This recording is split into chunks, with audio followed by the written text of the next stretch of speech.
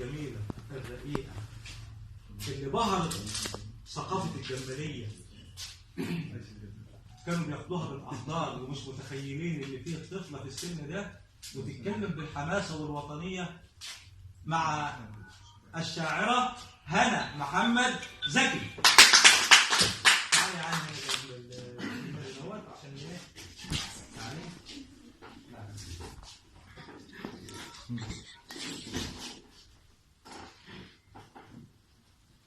الاسم راجل طيب والمهنة عامل نظافة يا بيت، طلبي بس تحترمني، تتنمر عليا ليه؟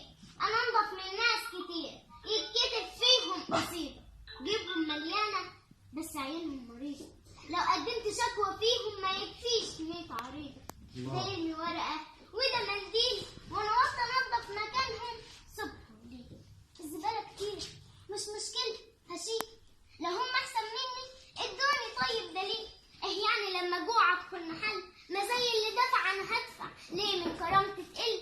أنا ولا طالب حسنة ولا بشحت، ربنا سترها معايا والدنيا زي الفل، أنا طول اليوم على رجلي بلف وشقيان وفاتح بيتي وعندي مسؤولية كمان، أنا مش طالبة إلا الرحمة والعدل وإن تشوفوني زيكم إنسان. الله الله الله الله. على فكرة